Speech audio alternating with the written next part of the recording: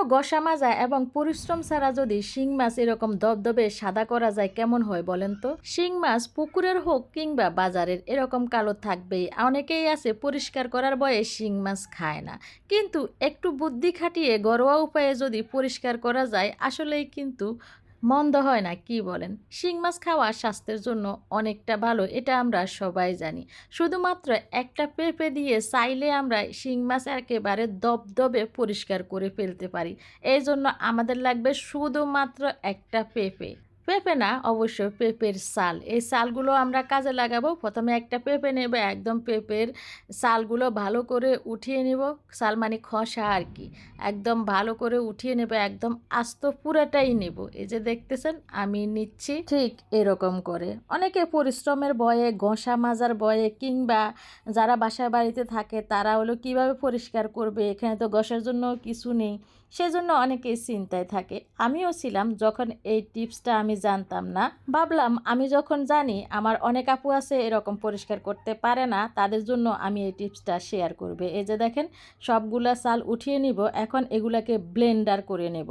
ব্যাস এইটুকুই। এখন খোসাগুলা ব্লেন্ড করে নিলাম আর মাছটাকে কেটে ভালো করে ধুয়ে নিলাম, যাতে মাছের ভিতর অনেক কিছু থাকে না, সব কিছু যেন চলে যায়। এখন এই ব্লেন্ড করা খোসাগুলো মাছের সারা শরীরে পুরো মাছে একদম ভালো করে মিশিয়ে নেব। এই যে দেখতেছেন আপনারা আমি যেরকমভাবে মিশাচ্ছি, একেবারে ভালো করে উল্টিয়ে পাল্টিয়ে কষলিয়ে কষলিয়ে মিশাতে হবে।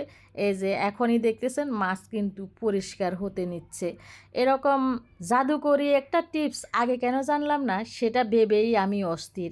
একদম জাদুর মতো কাজ করে, বিশ্বাস করেন। এই মাখামাখিটা করার পর আধা ঘন্টা রেস্টে রেখে দেব।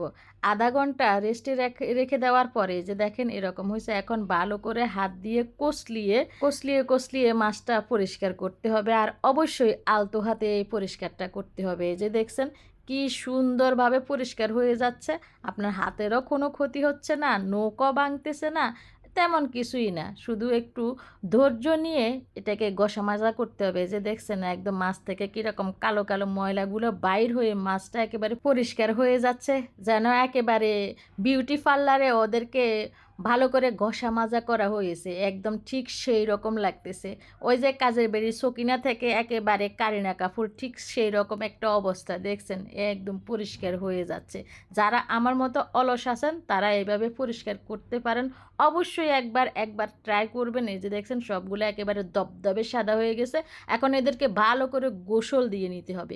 অবশ্যই আপনি 4-5 বার ভালো করে এদের একেবারে ডুব দিয়ে দিয়ে, মানে পুকুরে মানুষ গোসল করে না একেবারে পুরা লাফাই জাফাই, ঠিক সেই রকমভাবে একেবারে অনেকবার গোসল করাই নেবেন। এরপরে আপনি পেয়ে যাবেন একেবারে মেকআপ সুন্দরী না, একদম অরিজিনাল সুন্দরী। আসলে ওদের রংটাই এরকম, ওরা অরিজিনালি সুন্দরী।